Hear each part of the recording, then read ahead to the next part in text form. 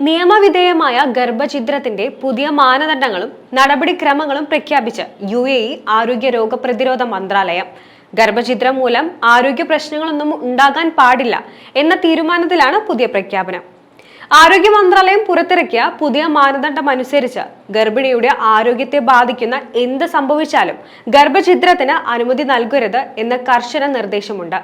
ഗർഭിണിയുടെ ജീവൻ അപകടത്തിലാകുക, സ്ത്രീയുടെ ജീവൻ രക്ഷിക്കാൻ മറ്റു മാർഗങ്ങൾ ഇല്ലാതാകുക, ഗർഭസ്ഥ ശിശുവിന് ഗുരുതര ആരോഗ്യ പ്രശ്നം കണ്ടെത്തുക തുടങ്ങിയ അനിവാര്യമായ കാരണങ്ങൾ ഉണ്ടെങ്കിൽ പ്രത്യേക സമിതി പഠന വിധേയമാക്കി മാത്രമേ ഗർഭഛിദ്രം അനുവദിക്കാവൂ എന്നാണ് മന്ത്രാലയം വ്യക്തമാക്കിയത്.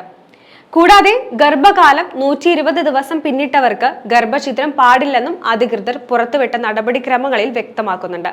അതേസമയം അബോർഷനുള്ള അപേക്ഷകൾ പരിഗണിക്കാൻ ഓരോ എമിറേറ്റിലെയും ആരോഗ്യ വകുപ്പുകൾക്ക് കീഴിൽ പ്രത്യേക കമ്മിറ്റി ഉണ്ടായിരിക്കണമെന്നാണ് നിർദ്ദേശം. ഗർഭഛിദ്ര അഭ്യർത്ഥനകളിൽ അന്തിമ തീരുമാനം എടുക്കേണ്ടതും ഈ കമ്മിറ്റിയാണ്. കമ്മിറ്റിയിൽ obstetrics and gynaecology specialist, psychiatry specialist വിഭാഗത്തിലെ ഡോക്ടർമാരും ഒരു പബ്ലിക് പ്രോസിക്യൂഷൻ പ്രതിനിധിയും ഉണ്ടായിരിക്കേണ്ടതാണ്. അതേസമയം അംഗീകൃത ആരോഗ്യ പരിരക്ഷാ സ്ഥാപനത്തിൽ ഒബ്സ്ട്രീഷ്യൻ ഗൈനക്കോളജി സ്പെഷ്യലിസ്റ്റിനെ കൊണ്ട് ആരോഗ്യ അതോറിറ്റിയുടെ ലൈസൻസ് ഉള്ള ആരോഗ്യ പരിരക്ഷാ സ്ഥാപനങ്ങളിൽ മാത്രമേ അബോർഷൻ നടത്താവൂ.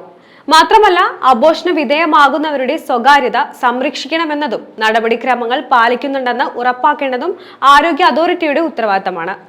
അതിനാൽ ഇവ പാലിക്കുന്നുണ്ടോ എന്നറിയാൻ ഇത്തരം സ്ഥാപനങ്ങളുടെ പ്രവർത്തനങ്ങൾ നിരന്തരം നിരീക്ഷിക്കുന്നതായിരിക്കും.